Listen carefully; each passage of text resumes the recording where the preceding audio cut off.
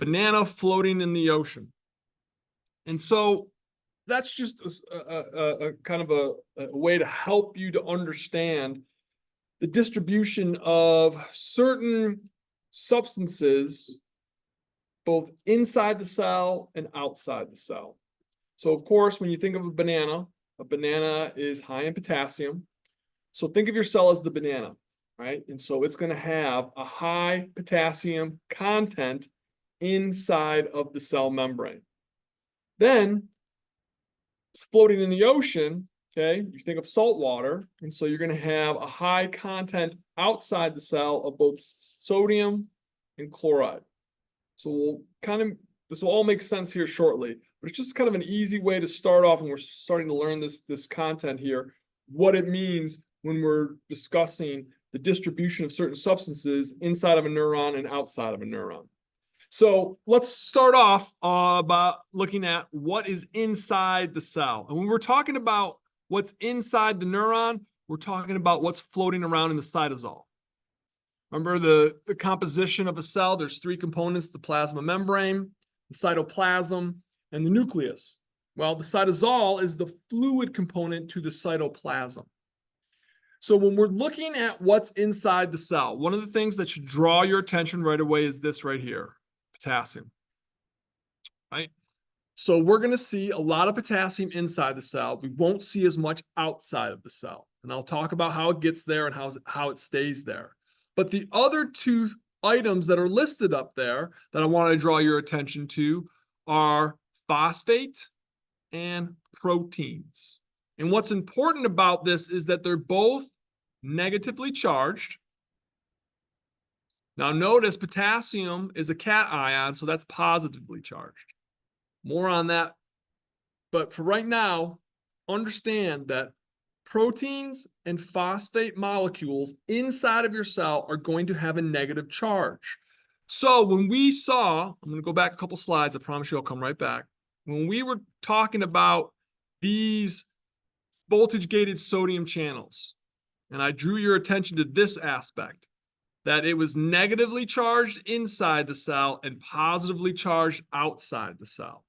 And this is when the cell is at rest, when it's not doing anything, when there's no electrical signals traveling through the neuron. That's the normal composition or the electrical voltage charge of the plasma membrane, right, when we're looking at a neuron at rest. And one of the main reasons that it is like that is because of these two items there. So what gives the inside of the cell its negative charge predominantly is going to be the phosphate ions and the proteins. So another thing that you want to know too is phosphate and those proteins cannot leave the cell. For all intents purposes of what we're going to be discussing in this chapter, think of them as stuck inside the cell. They can't go anywhere. All right? It's kind of like, what was it, An Officer and a Gentleman, when the guy's yelling. Has anyone ever seen that movie? It's an older movie. I think it came from the 70s. All right. Anyways, the main character is just being berated by a superior, I don't know if it's an officer or an NCO, and he just keeps telling him to quit and leave, and he screams at him. He says, I got nowhere else to go. All right. Well, that's what proteins and phosphate, they have nowhere else to go. They're stuck inside the cell. They can't leave. Okay. But what can leave is potassium. How? We talked about this last class. Let me go back a few slides. These guys right here are channels. We got our potassium leak channels. We've got our sodium potassium ion pump. Right? That's going to allow potassium to move across the plasma membrane. And then you'll see, depending on where we are, if we're in the receptive segment, we've got some more potassium channels, but those are chemically gated. And then we get into the axon hillock, into the axon, you'll see we have more potassium gated channels. So point being is potassium has an in and out. It can leave easily through that door like we can, okay? But imagine if you're too big, okay? If you were half the size of this room, not that these proteins and these phosphate molecules are half the size of the cell, but they're too big to leave through channels, and they don't have channels specifically. So they're stuck inside the cell. So that's what I want you to understand, that those items cannot leave the inside of the cell. Right? So that's one of the reasons why when we're looking at a cell at its resting membrane potential state, when it's not doing anything, it's going to have a negative charge inside and a positive charge outside. So what helps to give it the positive charge on the outside? Well, here you go. When we're talking about outside of the cell, we're referring to the interstitial fluid. Okay, that's that area, that space, that fluid area outside of the plasma membrane. So we call that the interstitial fluid. And so what gives the interstitial fluid its positive charge predominantly is going to be this molecule here, sodium. Now you'll notice, well, Dr. Kaz, you said that there's sodium and chloride outside of the cell. Yes, I did. And Dr. Kaz, I know because I studied chapter 2 that sodium is a cation and chloride is an anion. Yes, those are all correct, but there's way more sodium than chloride. Right? So for every, and I'm making this number up randomly, for every 1 chloride, there's like 20 sodium. Right? It's grossly outnumbered. I don't know the exact numbers, all right? But point being is 1 positive charge cancels out 1 negative charge, essentially. And so that's what we're going to see. We're going to see so much of sodium, but not as much chloride. So all those sodium positive charges will cancel out all those chloride negative charges, and we have way more sodium left over. So the outside of the cell is going to have that positive charge. All right, this is a very important slide, and you're going to see some questions, all right, asked on the test, I guarantee you. So if you understand banana floating in the ocean, that the inside of the cell has tons of potassium, and the outside of the cell has lots of sodium and chloride, right? And what predominantly causes the negative charge inside the cell are these 2 molecules here, phosphate and proteins, right? Then you're going to understand a lot of what I'm going to be talking about today. And if not, don't worry. You'll have some time to study over that, okay? Read your notes, review, but we'll go through it. Hopefully you'll get it, all right? So don't be upset because I didn't understand a lot of this when I first learned it. Not gonna lie, I didn't. All right, and I was in a study group, and I wish I could say that I'm original, but I didn't come up with banana floating in the ocean. It was one of my colleagues from med school, so, and I can't remember his name, otherwise I'd give him credit for that. All right, so let's talk about then, I told you about those substances, these substances here, right, that can essentially these 3 substances can move across the plasma membrane: potassium, sodium, and chloride. We're going to pretty much talk about these 2, all right, potassium and sodium. All right, so how do these substances move across the plasma membrane? Well, we all know this. We talked about it a lot last class. Transport proteins, channels and pumps, right? Channels and pumps. We learned about all those different types of transport proteins in our last class. So the sodium potassium ion pump, we got our leak channels, and then we have our chemically and voltage gated channels. So all of those will allow the movement of certain substances across the plasma membrane by design, right? But these guys, proteins and phosphate, right, containing molecules are pretty much not going to be able to cross the plasma membrane. So when we start to see these substances moving across the plasma membrane, it's going to create what we call an electrochemical gradient. So chop that word up, okay? One part says electro, the other part says chemical. So there's 2 areas, right, that we're going to discuss that make up this electrochemical gradient. One has to do with what we call the electrical gradient, and the other one has to do with the chemical gradient. The chemical gradient is a lot easier to understand, right? So I'm going to start off with the harder one first, and then we'll go to the easier one. All right, but keep that in mind. All right, so how do we move these molecules across the plasma membrane is dependent on the transport proteins, which are going to be our channels and pumps, right? And as you know, if you're a gated channel, you're normally closed, and that restricts things from moving across. You need a stimulus of some sort to open up those gated channels. If you're a chemically gated channel, then you need a neurotransmitter of some sort to open up that gate. If you're a voltage gated channel, then you need a change in that electrical, all right, voltage across the plasma membrane there. Remember, it's positive outside, negative inside. So we're going to see a change in that will stimulate the opening up of voltage gated channels. And we'll get into that. So let's start off with the first part of our electrochemical gradient and talk about what an electrical gradient is. So if you look at the definition up there, the difference in the electrical charge between two areas. So our two areas for this class are going to be inside the cell and outside the cell. So a cell at rest, when it's not doing anything, has a positive charge outside and a negative charge inside. That's what we're going to see here. So we're going to talk about what is going to cause that to occur and then how we're going to change that.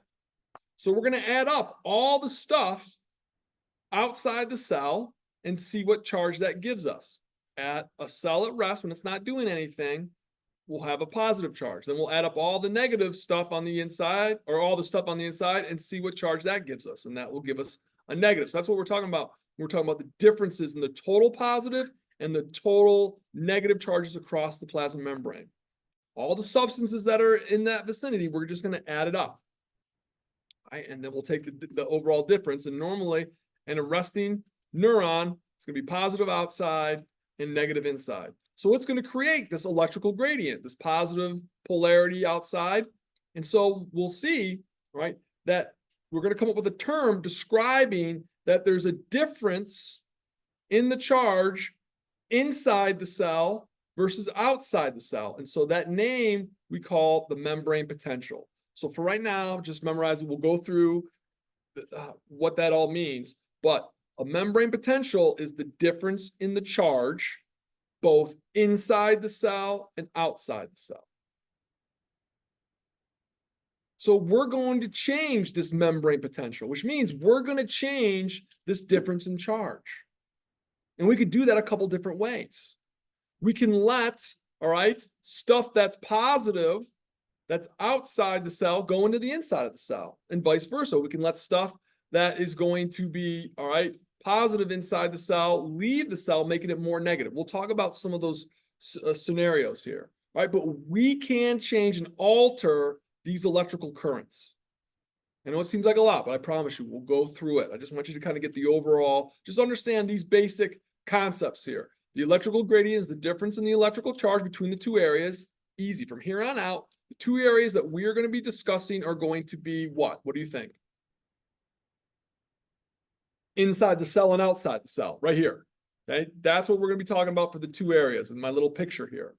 And then we need to come up with a term that's going to describe the differences in those charges. And so we just call that the membrane potential. And we can change that membrane potential. We can make the inside of the cell more negative. We can make the outside of the cell, all right, more positive, or we can start to do the opposite. We can make the inside of the cell less negative, and we can make the outside of the cell less positive. We'll talk about all that stuff. Right. Okay. I don't want to throw too much out at you. So that's the electrical current or gradient. The chemical gradient is much easier because you're familiar with this when we went and talked about certain concepts like diffusion. Right. And we learn, all right, when we were talking about diffusion, right, it's the movement of a substance or solute down a concentration gradient from an area of high concentration to low concentration. So here's what we're going to see when we're talking about our chemical concentration gradient here. We're going to see, again, our two areas are going to be inside and outside the cell, the neuron specifically, right? But we're going to notice an unequal distribution. Banana floating in the ocean. More sodium outside the cell than inside the cell. More potassium inside the cell than outside the cell. So we have an unequal distribution of these substances that I highlighted on the previous page. Predominantly sodium and potassium, all right? But there's other, there's going to be other molecules involved, right? So what do we know about diffusion? What did we learn? I just gave you the definition, right? We learned that with diffusion, you have two areas. One area has a larger concentration of a substance in it than the other. So what does the substance want to do? if it has a hole or a channel that can move through, what does it want to do? It wants to go from what? Yeah, an area of high concentration to an area of low concentration. And that's what that's essentially what this chemical, so you're already familiar with this. I hope, at least you should be. All right, the chemical concentration gradient has to do with there's more of a substance. I'll just stay with the cell. There's more sodium outside the cell than there is inside the cell. So given the opportunity, where does sodium want to go? If it can move across the plasma membrane, where does it want to go? It wants to move inside the cell. Exactly. Through diffusion. It wants to go down its concentration gradient. It wants to go down from an area of high concentration outside the cell, when we're talking about sodium, to an area where there's less sodium, and it wants to go inside the cell. So that's what these examples here at the bottom of our page are telling us. Potassium with a higher concentration inside the cell and sodium with a higher concentration outside the cell. They want to go to not to the opposite areas, but to the other area. So sodium wants to move inside the cell because there's less of it there. And potassium wants to leave the cell and go outside because there's less potassium outside the cell. And it's all because it wants to go down its concentration gradient.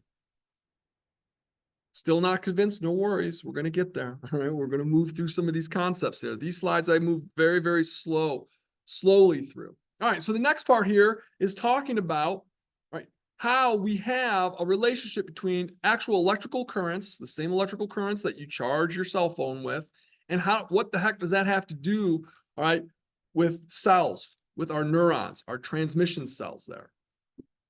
All right. So first of all, the things that we're going to see that are going to be moving, right, either from outside the cell to the inside of the cell or vice versa, from the inside of the cell to the outside of the cell, those substances are ions: potassium, sodium, chloride. Eventually you'll learn about calcium, right? So these are all important ions. And what's an ion?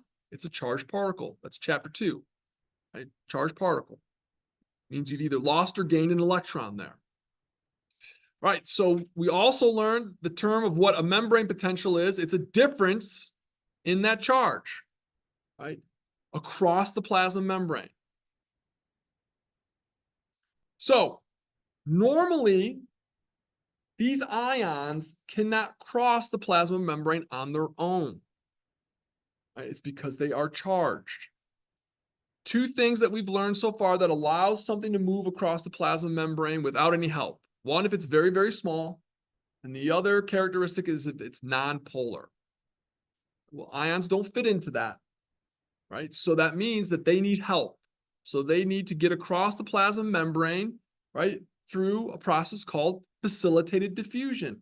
And if you're facilitating something, you're helping it along, right? You're affecting it somehow. And so we're going to facilitate the movement of these ions across our plasma membrane with the help of our transport proteins. Those channels and those pumps, they're going to help us move those ions because they can't make it through the plasma membrane. It's an effective barrier that prohibits them from entering or exiting. So, okay, we're going to then need some help with that. And so we create those channels that allow those substances to move across the plasma membrane. So I guess essentially you could say that the plasma membrane offers resistance and prevention of ions from entering into the cell or exiting from the cell. And so we can change that resistance by putting holes in the plasma membrane. And those holes are going to be the channels, those ion channels. Right? So they're either in one of two things. They're either open or they're closed. So if those channels are all closed, then those ions cannot get past the plasma membrane. So we've increased the resistance to those ions from crossing the plasma membrane. But if we start to open up those channels, then those ions can cross the plasma membrane. And therefore, we decreased that resistance there. Right? So keep that in mind because we're going to get into a concept here called Ohm's law. And if you've ever taken physics, you might be familiar with it a little bit. One of the things you have to understand, and I don't spend a lot of time on this concept, but when you have electrical ion, or I shouldn't say electrical ions, when you have ions, which are charged particles, in motion. They're going to create energy. It's called kinetic energy. And a good way that it was explained to me way back when I took physics in high school was there's potential energy and there's kinetic energy. Kinetic energy is energy at work. Potential energy is just like what it says. It has the potential to do work. And a good analogy for that is you have a boulder at the top of a hill. That boulder at the top of the hill, it has potential energy. It hasn't done anything yet. It hasn't moved. Now, when you push that boulder and it starts to roll down the hill, that's kinetic energy. Right? So it's rolling down the hill, it's doing work, it's moving, okay? So that's what we're talking about, right? When these ions are moving across your plasma membrane, they're going to be creating a current, right? As they move through those open channels, which is going to change that membrane potential, that voltage, that, in case you're still wondering, they're going to affect that positive charge on the outside and that negative charge on the inside. So we're going to see that. We'll go through that. Trust me, I will walk you through this. All the looks I see on your faces, and believe you me, I love teaching now that we don't have to wear masks anymore. All right, because I can never see confused looks on people's faces as well as I can without the mask. I see these looks all the time, but by the time we're done, you will understand this material a little bit better, right? It won't be as overwhelming and as daunting. Trust me, I do this every semester, right? Okay, so let's talk about what Ohm's law is. First of all, right, Ohm's law has to do with electrical currents. So when we're talking about electrical currents, we need to talk about electrical energy. And like I said, when we start to move those charged particles, in this case, for our class and chapter, those charged particles are the ions. So when those ions, when sodium, when potassium, when calcium is moving across that plasma membrane, it is going to generate energy. Okay? So Ohm's law is going to equivocate to current I is equal to voltage divided by resistance.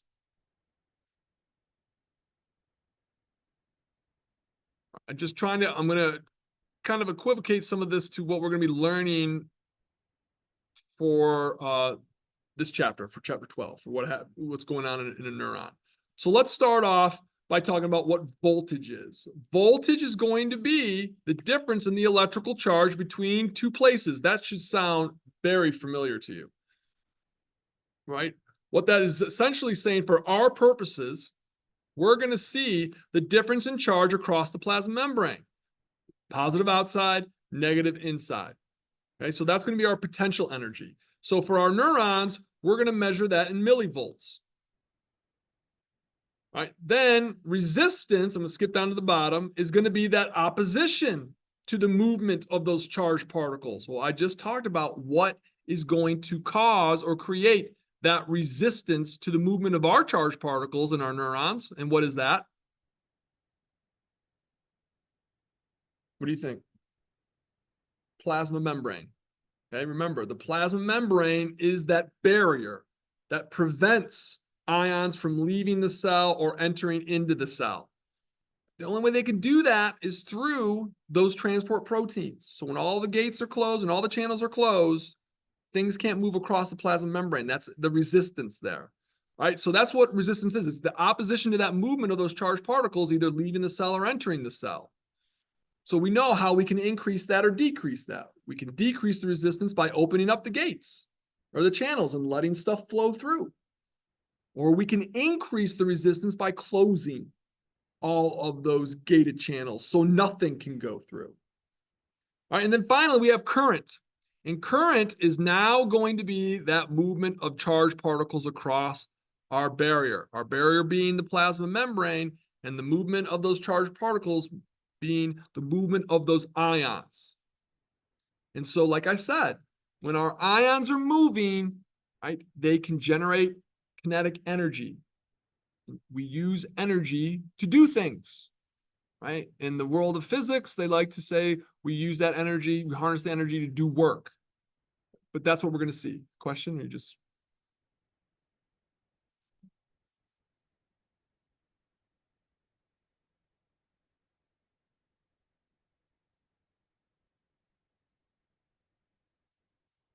Exactly. Well, that's going to play a role. So the endoneurium is going to prevent, all right, us from affecting a neighboring neuron. Because maybe we want one specific neuron, say it's a sensory neuron, and say the neighboring neuron happens to be a motor neuron. Well, we're just trying to send information up to the brain. We don't want to affect or cause anything to happen to the effectors yet. So that endoneurium will make sure that the electrical charges that are occurring or that the electrical activity of neuron A is not affecting neuron B or C. But that's a great question. Yeah, because we're going to talk about Schwann cells, and I think that's kind of closer to the concept that you're thinking of. All right, but we'll get there.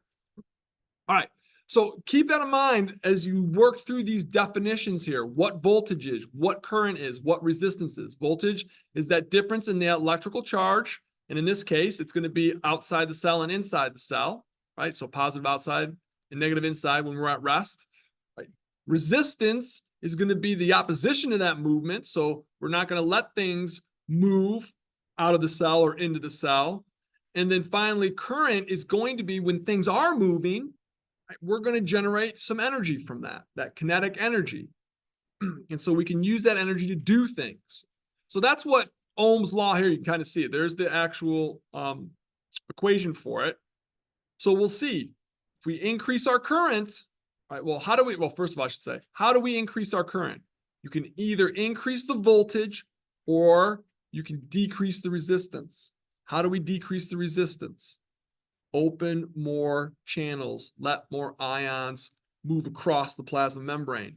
As more ions are flowing across the plasma membrane, go back to this equation here, or this definition, the difference in electrical charge between two places. So we can increase, all right, our voltage as ions cross over the plasma membrane because we're going to change the difference in between these charges here. More will come on that. All right, so how does this apply to our neurons here? Right, so like it says here, charged particles are ions. We've already established that.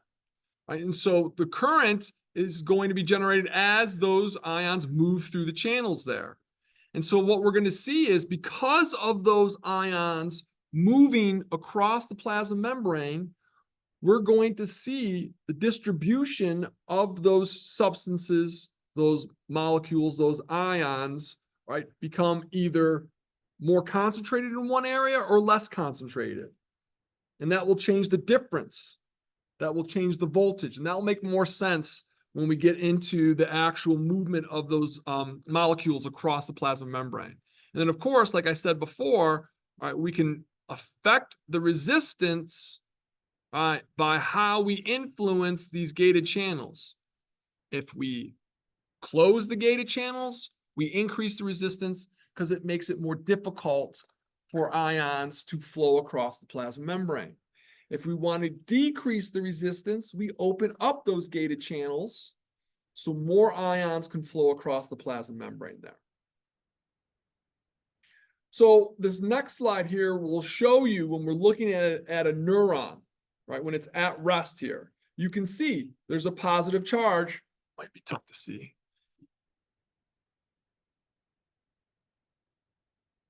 So you can see how it applies here to our neuron. You got that positive charge outside, that negative charge on the inside. So you'll see when we're measuring the voltage, and we'll talk about this, we have a voltage meter that we're going to take, all right, the measurements both outside the cell and inside the cell, and it's going to give us a certain value. We'll talk about that value here. All right, but that gives us that. See, when we talk about the difference in the electrical charge, positive outside, negative inside.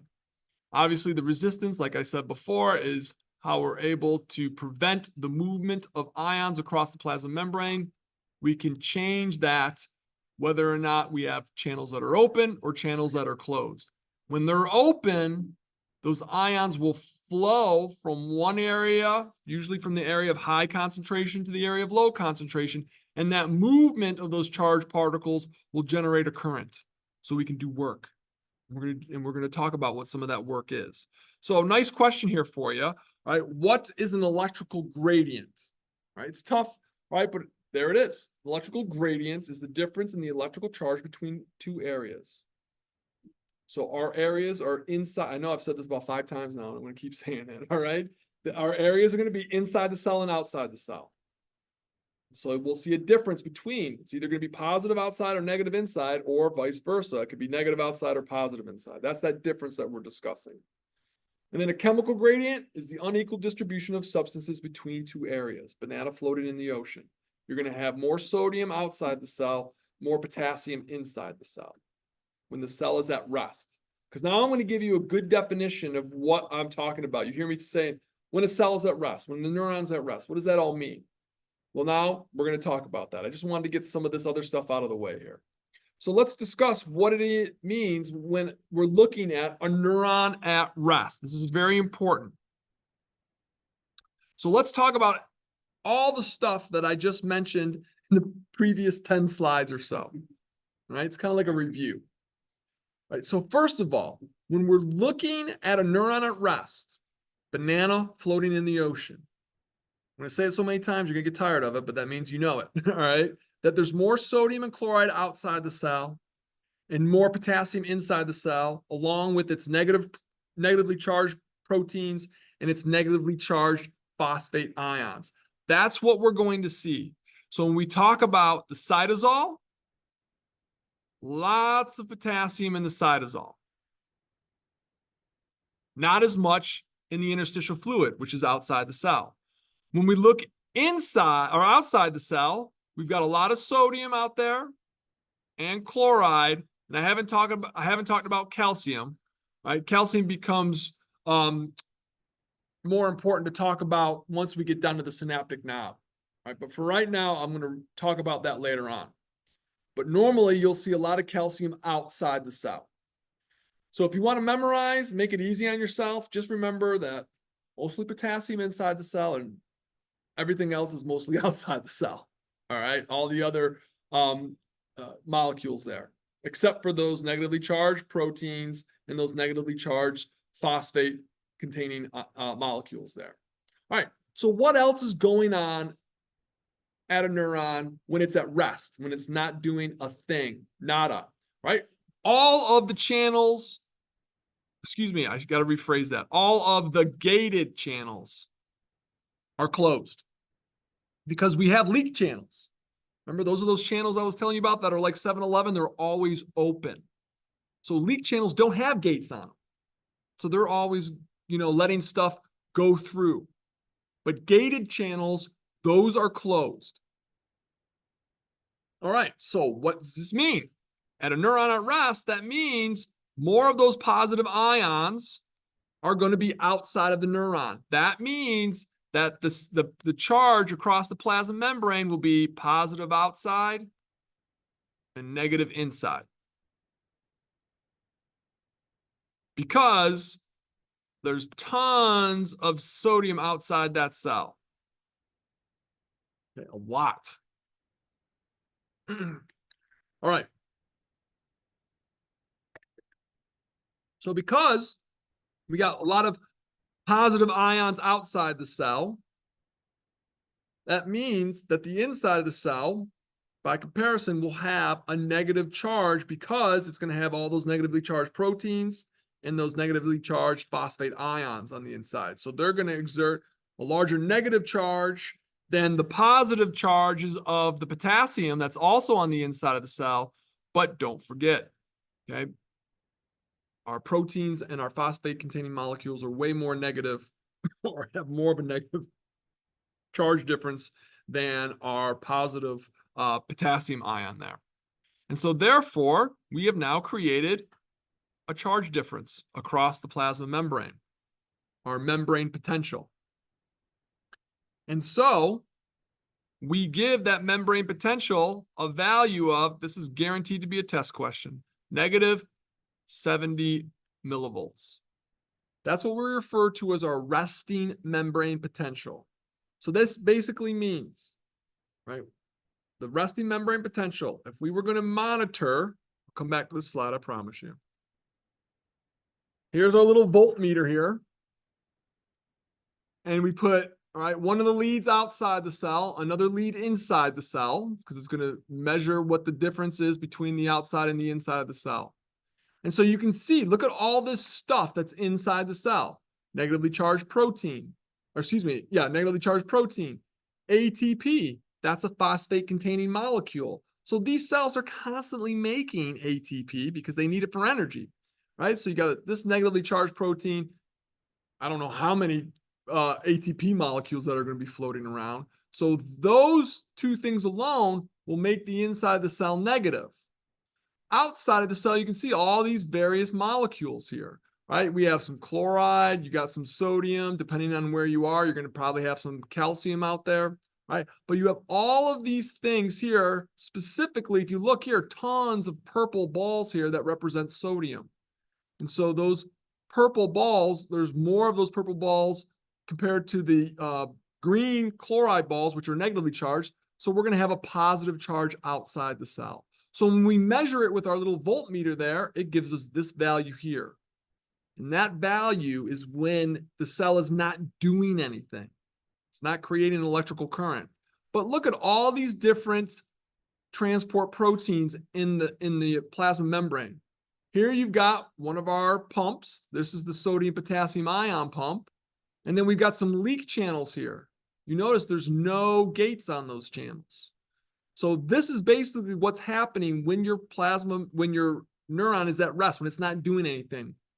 The sodium potassium ion pump is pumping sodium out of the cell against its concentration gradient, and it's pumping potassium into the cell also against its concentration gradient. And then these leak channels here, if you're a potassium leak channel, if there's more potassium inside the cell and less potassium outside the cell, and you've got this leak channel here that's always open, where does potassium want to go? Take a guess. It wants to leave, right? It wants to go down its concentration gradient. Look here. Look at all those blue balls. That's all the potassium inside the cell, not a lot outside the cell. Potassium is going to go down its concentration gradient. This is happening when your neurons aren't doing anything, right? Nothing's preventing this. Then you've got your one sodium leak channel here in this picture. Now look at all those orange balls on the outside. And look how many orange balls are on the, did I say orange? Purple, excuse me. Look at all I'm colorblind. I didn't even know it. All right. You got all those purple balls on the outside, which is representing sodium. And then very few, I think there's only one here. So where does sodium want to go? Inside the cell, right? It wants to go down its concentration gradient from an area of high concentration to an area of low concentration. That's always happening. So from here on out, when we talk about any events in the human body, this is always happening. Okay, we're going to talk about how electrical currents are being generated, which is a whole different sequence of events. But keep in mind, this is always happening. The pumps are always going to pump against the concentration gradient. They're going to pump 3 sodium molecules out of the cell for every 2 potassium molecules that they pump into the cell. And that process, that ratio of 3 to 2, costs 1 ATP. And that's what those pumps do. Meanwhile, while the pumps are, this is the thing that just always would blow my mind. You got these pumps, it's like you're on a boat, all right? And the boat's got a hole in it. And so what are you going to do? You're going to start bailing the water out, right? So your boat doesn't sink. That's what these leak channels are. They're like holes in the boat, okay? So you and I are in a boat. I'm bailing out the water that's coming in. I'm the sodium potassium ion pump. And then you go around, you start punching holes in the boat. You're a leak channel, all right? You're putting these holes, all right? So essentially, as sodium is leaking into the inside of the neuron, the sodium potassium ion pump is pumping it back out. And for potassium, as it's leaking out of the inside of the cell, this sodium potassium ion pump is pumping it back in. There's a reason for that. We're going to talk about that, all right? So I just wanted to show you that concept there. All right, so back to, I think I covered everything on this slide here. All right, so this is, again, the state of our neuron, okay, when it's at rest. So we go down to the receptive segment here with the cell bodies and the dendrites, right? You got these chemically gated ion channels along with, all right, all the gated channels in the receptive segment are going to be chemically gated channels. Right? So those are all closed. Look, closed, closed, closed. They're all closed. And then when we get here into the transmissive segment, which is the axon, again, same thing. All of these gated channels are closed when the neuron is at rest. But remember, the leak channels are always open, and the sodium potassium ion pumps are always pumping. So even though it's not in this picture here, because it'd be really busy, you have these leak channels here that are leaking stuff in and leaking stuff out. And then we have our pumps in these areas that are pumping things in and pumping stuff out. Right? So a lot's happening, but keep that in mind. When our neuron is at rest, if it's a gated channel, it's closed. It's closed. All right. So now we're going to learn. Remember that negative 70 value that we just learned that you memorized because you know you'll have it on the test? All right. All right. So that resting membrane potential value of negative 70. Now we're going to learn, how did we get that? Right? What caused that number to come, all right, to fruition? And you're going to see another test question. Yep, it's on this slide. I'm going to tell you what it is, okay? So really pay close attention because you want to learn the material, but also because you want to get the test question right. All right, so what is the predominant factor that's responsible for what we call the resting membrane potential? That resting membrane potential is that negative 70 millivolt value here. All right, so what causes that? Well, I'll tell you what causes it. The movement of potassium. That's what's going to cause that. So the movement of potassium. So let's talk about how that is. All right, so I just told you that in our neurons, you've got leak channels and you've got gated channels and pumps. Okay, so those leak channels are always open and those pumps are always pumping.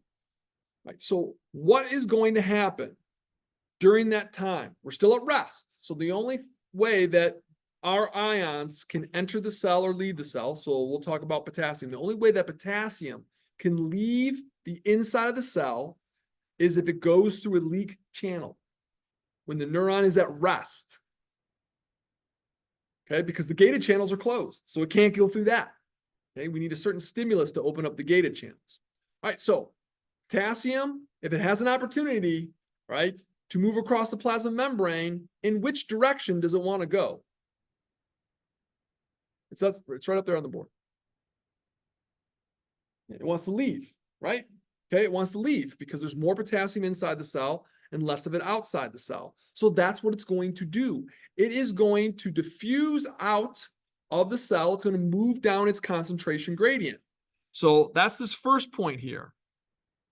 Potassium diffuses out of the cell due to its concentration gradient. Banana floating in the ocean.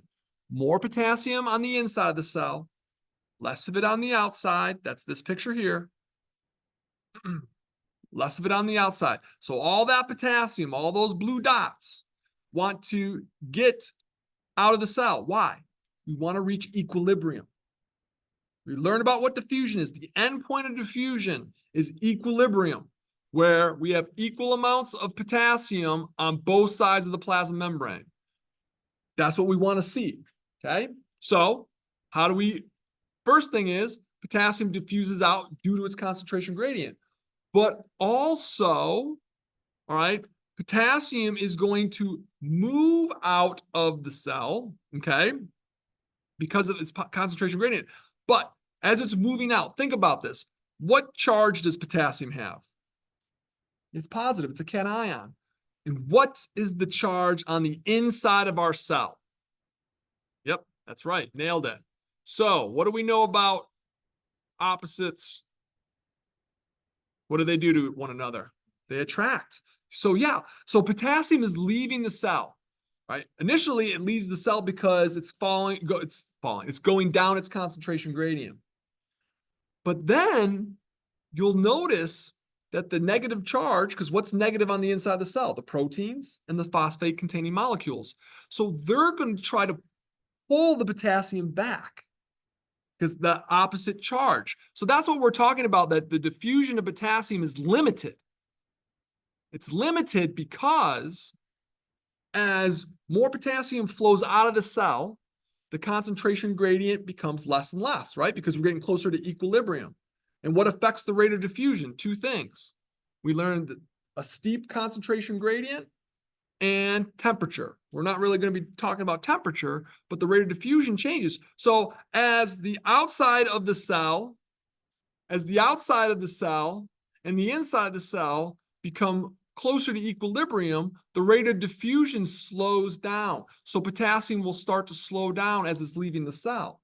And then what's going to even slow it down more is that negative charge from these proteins, from the phosphate-containing molecules. These are negative, and that negative charge is going to try to pull back on potassium. So it's going to slow its departure even more, right? So it's almost got that working against itself. It's kind of unfortunate, but that's just how it is. All right. So as potassium starts to leave the inside of the cell, it makes this inside of the cell more negative. All right, because the potassium is leaving and it's taking its positive charge with it. So what's it leaving behind? The negatively charged stuff. So that's what's getting stuck behind here. So these structures are still inside. So their negative charge will actually become even, I don't want to say stronger, but more prevalent because we're getting closer to equilibrium. So diffusion based on the concentration gradient starts to slow down.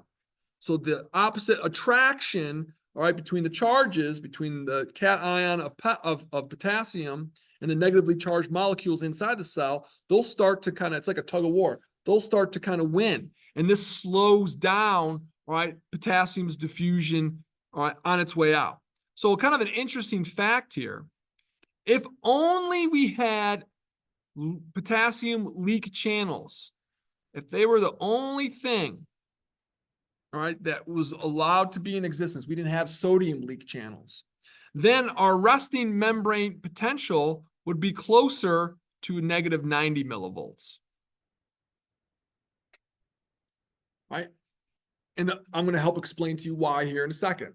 It's not a huge concept, but I just want you to understand that. So if we only had, so what I want you to understand right now is the thing that affects or influences the resting membrane potential, that negative 70 millivolts, are potassium leak channels, or the movement of potassium across the plasma membrane. You'll see a test question on that. I guarantee you. Guarantee you. Okay. Okay. And I even wrote it up here at the top. I didn't even point this out. I just moved through it. But this right here, potassium diffusion is the most important factor in setting the resting membrane potential. Okay. And you can see if it was only potassium that was able to leak out, then our value would be at negative 90 millivolts. Now we're going to see what else influences that resting membrane potential.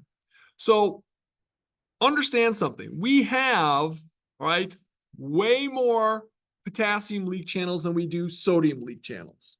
All right, by design to set up this scenario here. So if you look at this picture, it's not the same, but look, in our drawing here, you have 3 potassium leak channels and only 1 sodium leak channel. That's just to show you that we have way more, right, potassium leak channels than we do sodium leak channels. All right, and it's so, all right, to understand that potassium plays the big role in influencing our resting membrane potential, but sodium also does.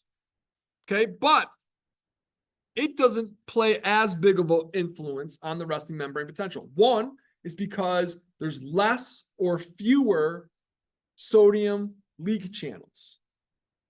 So when sodium, okay, if we go back to our picture, I'll come right back. Sodium, you'll notice, higher concentration outside the cell, less concentration inside the cell. So through the leak channel, sodium wants to enter into the cell, right? Okay, so it wants to go from an area of high concentration to an area of low concentration. It's going to flow down its concentration gradient. But also, one of the things that you want to see too is, what is the charge of sodium? It's positive. What's the charge of the inside of the cell? Opposites attract, right?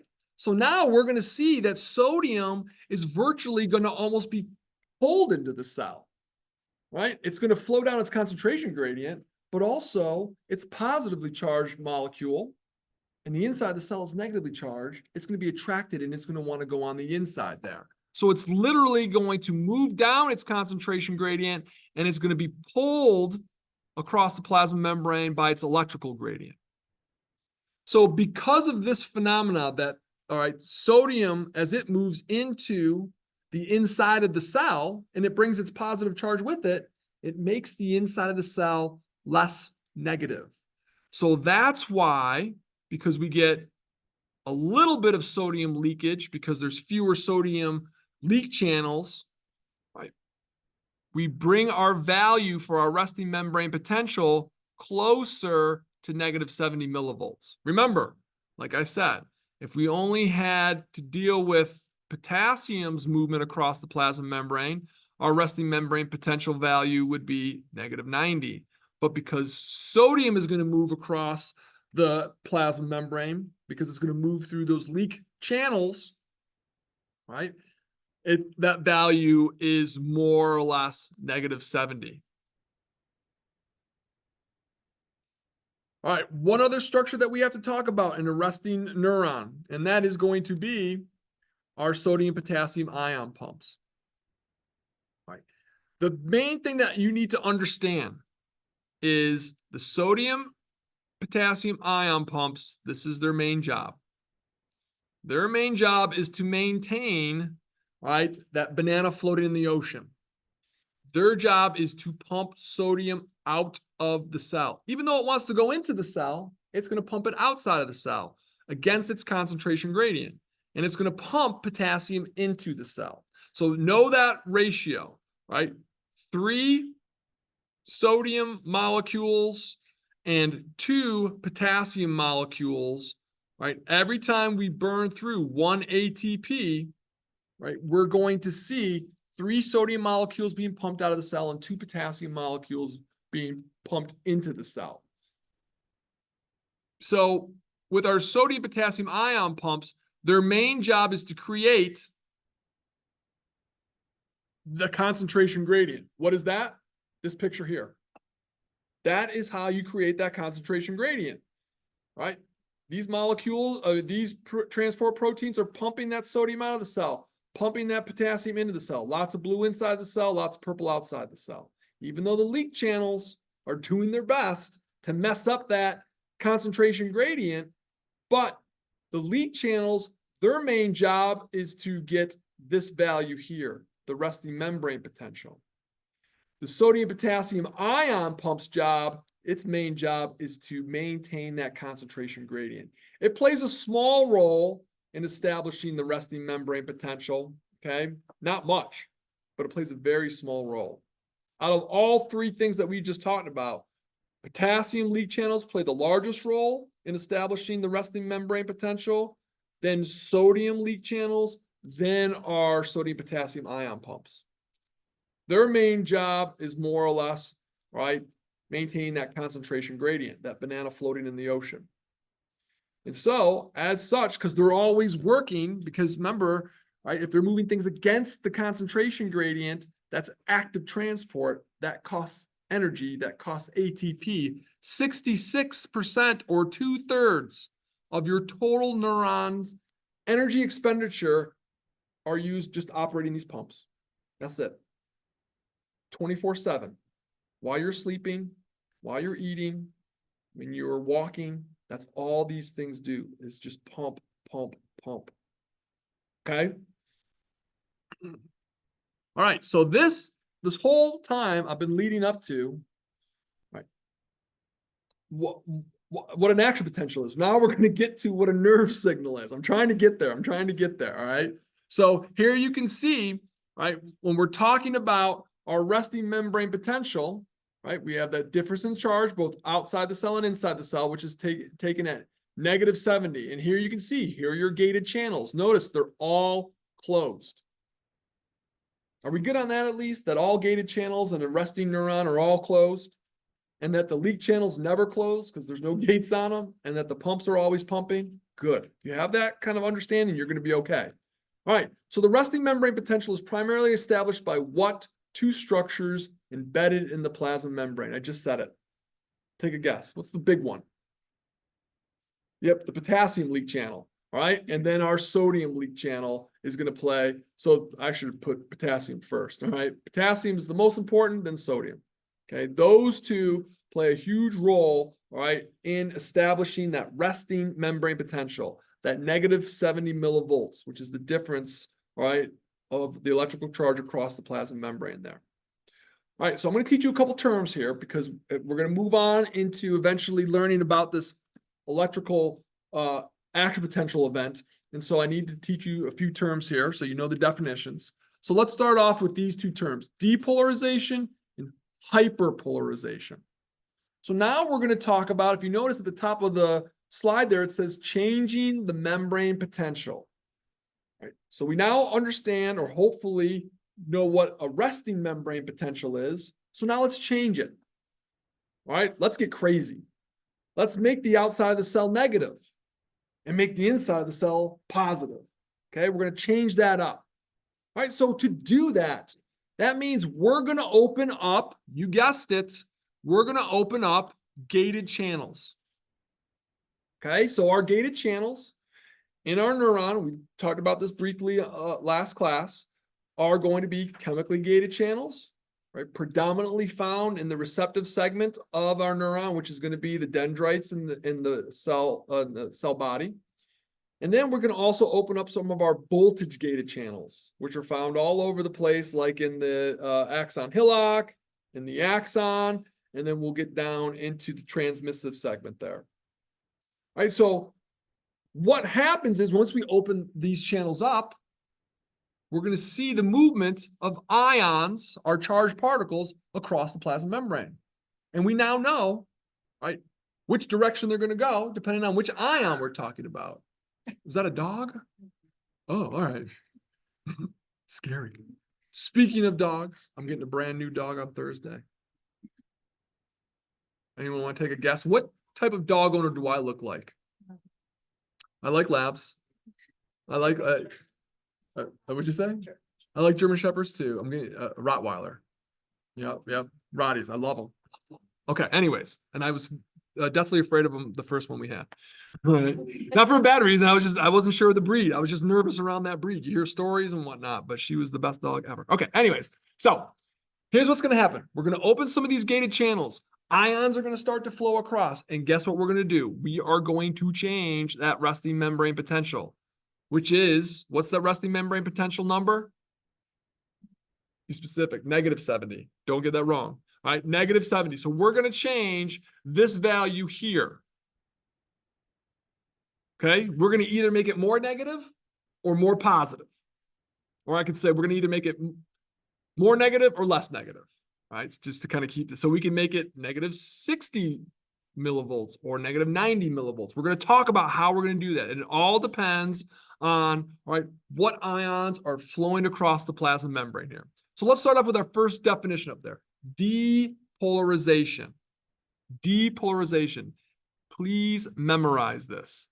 All right, depolarization is when the inside of the cell becomes more positive than the resting membrane potential. So here's your example.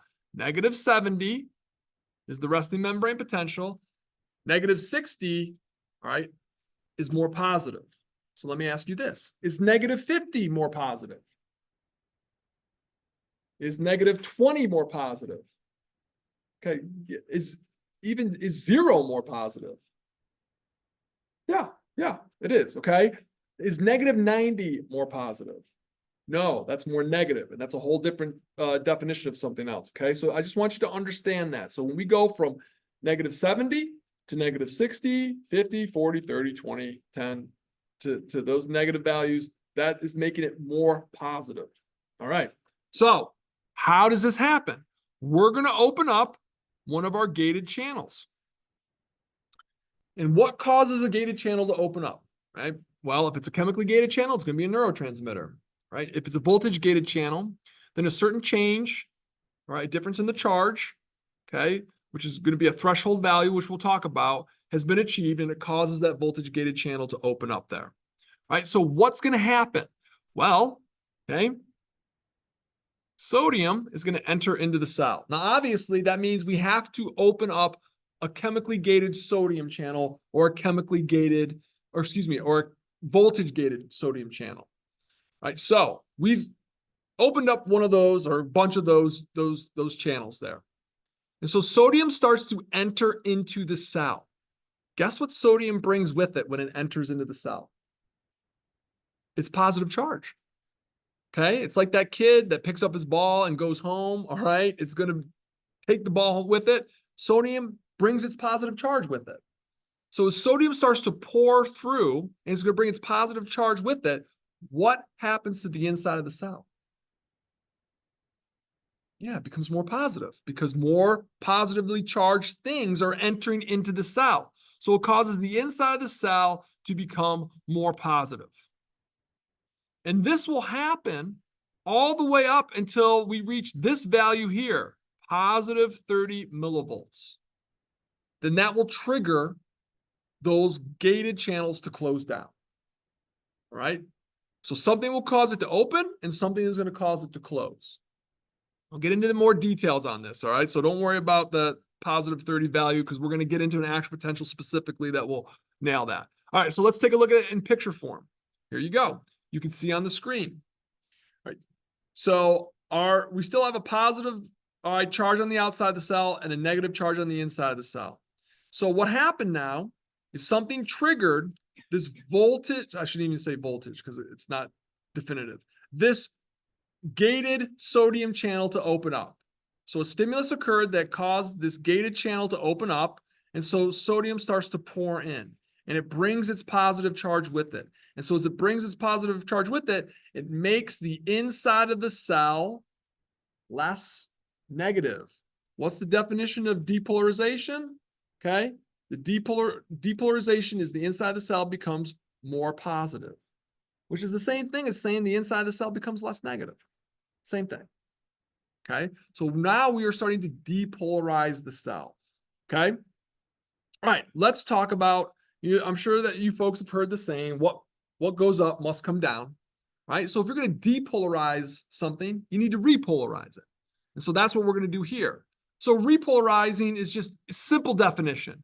We're going to return to the resting membrane potential. We're going to return to the negative 70 millivolt value. Okay. So how do we do that? Right. So there's a couple ways that we can do it, but let's talk about the example that's given up here. Right. So we're going to start off by, if you want to repolarize the cell, the inside of the cell has become more positive. So that means we got to get rid of some of those positive charges that are just milling around inside of our cell. So we can do that by kicking out, I shouldn't say kicking out, but we're going to do that by getting rid of this positive ion. So our voltage gated, all right, potassium channels now will open up. And those voltage gated potassium channels open up and potassium starts to go down its concentration gradient. And so it leaves the inside of the cell and it takes its positive charge with it. So you'll see, and I'll come back to this slide here. Here you can see, here's our voltage gated potassium channel. It opens up, lots of potassium on the inside of the cell, not so much on the outside. So it's going to go down its concentration gradient, which means it's going to leave the inside of the cell. And you can see, right, as it starts to pour out, it's going to make, all right, the inside of the cell less positive. Therefore, it's going to make it more negative because it's taking its positive charge with it. So that's what we're talking about here with repolarization. So those voltage-gated potassium channels open up. Potassium flows out of the inside of the cell, taking its positive charge with it, making the inside of the cell more negative. And eventually, okay, getting back to this negative 70 millivolts here. So memorize this, as potassium exits out of the cell, it makes the inside of that cell negative or more negative, you could say.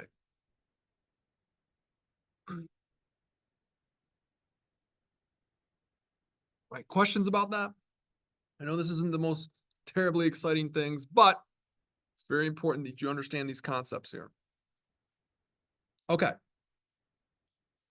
Then the third term is hyperpolarization. right? So we did depolarization, repolarization, and hyperpolarization. Here's what happens when the inside of the cell becomes more negative than the resting membrane potential. And you can see the example here when we go from a negative 70 millivolts to a negative 80. And so two things can cause this, right? One of which is the opening of our gated potassium channels. We already saw that with repolarization. And then we can also see it with the opening of our chloride gated channels. Okay, now chloride is in much higher concentration outside the cell than it is inside the cell. So when those channels open up, chloride wants to move into the cell. And guess what chloride is bringing with it? It's negative charge. So the inside of the cell is losing potassium and its positive charge, while at the same time, because the chloride gated channel is opened up, at the same time, the inside of the cell is gaining a negative charge, or charges, because chloride is flowing into the cell because it's going down its concentration gradient. And then when these gates close down, then we rely on our resting membrane potential. We rely on our sodium potassium ion pumps to pump sodium out, pump potassium back into the cell to reestablish that resting membrane potential. So I'll come back to this slide. Here you can see, right, the sodium gated channel is closed, but our potassium gated channel and our chloride gated channel, both of those are open. And we know what happens with potassium. Potassium wants to leave the cell. And then chloride here, when it opens up, chloride wants to enter into the cell. And so that's how we can make the inside of our cell more negative than the resting membrane potential, which is the definition of hyperpolarization. Right, so you want to know those three terms because when we start to get into action potentials and whatnot, I want you to kind of understand, well, not kind of, I definitely want you to understand what those terms mean, right? Because it'll help you move through the material a little bit easier. All right, so how does depolarization and hyperpolarization occur in a neuron? Okay, so depolarization, what are we going to do to the inside of the cell? Yeah, we're going to make it more positive, right? So to do that, that means we're going to bring in, right, a positive cation ion, right? Which is normally going to be sodium, right? And so we're going to open up, all right, either a chemically gated channel or we're going to open up a voltage gated channel. And then that is going to allow, right, that sodium to enter into the neuron. And so it makes the inside of that neuron more positive. Therefore, that's depolarization. So hyperpolarization, what are we going to do to the inside of the cell? Yeah, we're going to make it more negative than the resting membrane potential. So we're going to go from negative 70 millivolts to maybe like negative 80 or negative 90. All right. So how do we do that? We've got to make the inside of the cell more negative. So that means anything that's positive has to leave the cell and anything that's negative has to come into the cell.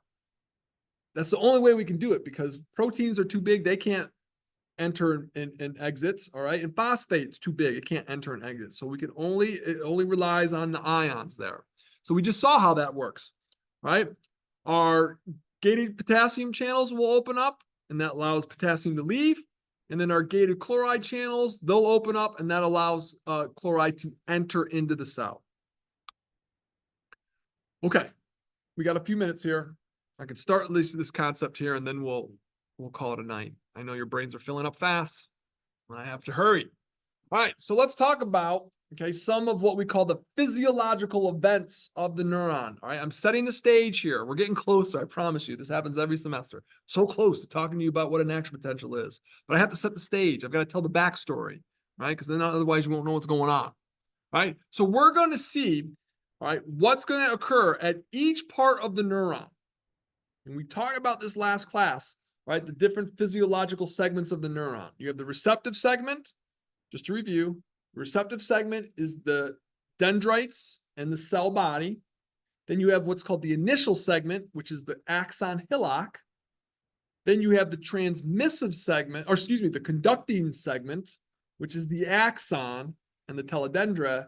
Then you have what's called the transmissive segment, and that's the synaptic knob or end bulbs.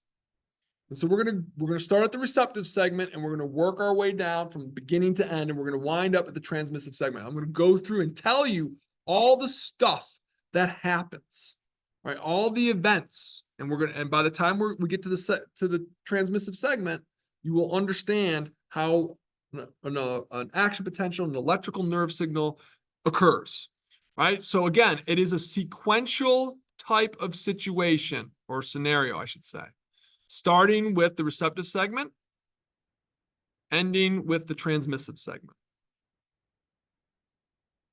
All right, so here you can see the different parts. I'll zoom in because I know you can't see that very well. So here is our receptive segment right there, okay? Cell body and the dendrites. And so here, all right, at the receptive segment, we're going to receive neurotransmitter from another neuron. And that neurotransmitter is then going to interact with gated channels here on the receptive segment, and they're going to create what we call graded potentials. And I'll define what graded potentials are. They're like little mini nerve signals or action potentials. They don't go very far. In fact, they can't leave the cell body, so they're pretty much stuck there. Then we have our initial segment, right? And we're going to take all these graded potentials, so all these little mini signals that are being generated all over the place, and they're going to make their way towards this area here. Okay, so even though they get generated maybe over here or down here, they're all going to try to move along, all right, the plasma membrane here of the cell body, and they have one place to go, right here. That's the initial segment, the axon hillock. That's where we're going to initiate our action potential. So at the initial segment here, we're going to add up all those graded potentials. They call it summation. We're going to add it all up like an accountant, all right, at the end of the year when they're doing your taxes. They're going to add it all up. And if we overcome what we call the threshold, which is a specific value, if we overcome that and we reach it, then we can generate an action potential. If we don't, then nothing happens. Okay, then nothing happens.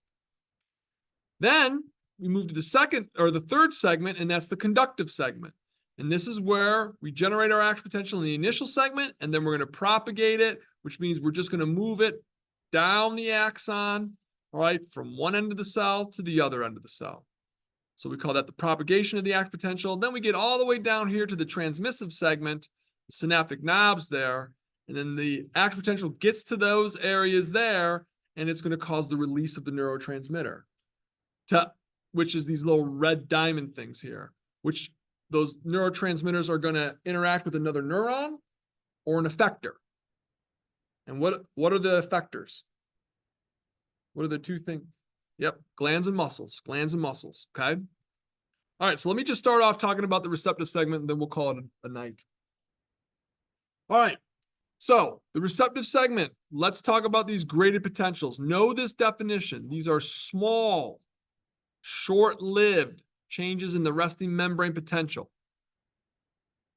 Okay, small, short-lived. That means they're not going to go far. And like I said, they will not leave the cell body. Right? So where do they come from? What causes these things? Well, another neuron is going to release its neurotransmitter onto our neuron, and that neurotransmitter is going to trigger the opening of chemically gated channels. And the opening of these chemically gated channels is going to allow the movement of ions across the plasma membrane. So it might let in some sodium, okay? It might let out some potassium. But point being is, when it does that, it's going to change the resting membrane potential here, and it's going to create, all right, a small miniature current, what we call a local current. And again, these things don't live a long time. All right, but we'll talk more about some of their characteristics here. So when these chemically gated channels open up, they're only going to allow a specific ion to move across the plasma membrane there. Like I said, sodium, potassium, or chloride, either into the cell or out of the cell here. And so we can alter how big, right, these graded potentials can be. One of the ways that we can do it is we can open more chemically gated channels, right? So we can vary in the degree in how big that these changes can occur. Now we can make the cell, I should actually clarify this, right? They vary in degree of change and direction of change of the resting membrane potential. So what does that mean? Okay. Well, one, is it making the cell more negative or more positive? Are we depolarizing the cell? Or are we hyperpolarizing the cell? Because there's times when we might want to hyperpolarize the neuron. Maybe we don't want it to conduct an action potential, right? Maybe it's because those neurons, right, are going to stimulate the antagonistic muscle group of our biceps. And we don't want, think about it. As I'm taking a drink out of this bottle here, what am I doing? I'm flexing my elbow, right? Okay, so the muscles that are active are my biceps muscles. My triceps muscles are not doing a darn thing, okay? And I don't want them to, because your biceps flexes your elbow, your triceps extend your elbow, right? So what would happen if I contracted both muscle groups? If I contracted my biceps and my triceps at the same time, what happens? Nothing. Yep, because they both work opposite of one another. Okay, so nothing will happen. So sometimes we want to inhibit the antagonistic muscle group so we can do certain actions. That plays a huge role in reflexes, right? So just kind of keep that in mind. You ever heard of the withdrawal reflex? You touch something, dang, that's hot. All right. So when you're withdrawing from whatever you touched was hot, your flexor muscle groups are flexing and contracting, but your extensor muscle groups are purposefully inhibited so they don't interfere with the action that you want to take. So there's times when we want to inhibit things. This would be one of those times. We might want to hyperpolarize a neuron so it's not going to be able to carry an action potential so that we don't activate their effectors. There's a long explanation as to this, all right? But that's what I mean here when I talk about the direction of the change. Do we make it more positive, all right, or do we make it more negative here? So when we talk about these graded potentials, they can be either large or small, and that's dependent, and this is what I was saying, on the number of gates that we open up. The more gates we open up, the larger the graded potential, right? The less amount of gates that we open up, the smaller it'll be. Okay, so if you want a bigger graded potential, open more gates. How do I open more gates? Release more neurotransmitter. Okay, or make sure that that neurotransmitter is sustained on that channel there or that gate. So either depolarization occurs or hyperpolarization occurs. So what happens when we open these gated channels? Remember, those gated channels are specific for one type of ion. It's either sodium, potassium, chloride, calcium, whatever, right? So let's talk about sodium, for example. So a chemically gated sodium channel is opening up. Sodium enters into the cell. Here's the thing. Sodium, when it does that, it's going to move on the inside of the cell. Because what did I tell you, folks? We want to get these graded potentials to go to this area here, to the initial segment. So as sodium starts to enter into the cell, it's going to flow towards the initial segment, towards the axon hillock. And it's going to do so by running itself parallel to the plasma membrane. Here's the problem, though. I've never been inside a cell. None of you have ever been inside a cell. But a cell is a little bit more viscous than your swimming pool, okay? Right? Which means it's a little bit thicker. The cytosol, or the cytoplasm, okay, is a little bit thicker than normal pool water. So just like with anything, when you're swimming in water, you're encountering resistance, right? Okay. And so as you swim further and further, what happens to you? You get tired. You ever thrown a rock into I'm sure we all have, thrown a rock into a pond or a calm lake or whatever, and you see the splash, and then the ripples move away from where the rock went into the water. What happens to those ripples as they move further and further away? They dissipate, they get smaller and smaller, right? Because the energy decreases. And so due to resistance. And so that's what happens here, right? So as these ions move into the cell, they're going to encounter resistance. And so they're going to slow down. They're going to slow down as they get closer and closer. So they might not make it here. And if they don't, oh well, nothing happens, right? So how do we make it to where this becomes, we increase the likelihood of those ions getting here? Open more gates, all right? Increase the stimulus there by opening more gates there. So keep that in mind. As those ions move closer and closer to the axon hillock, right, they become weaker and weaker and weaker and eventually will cease.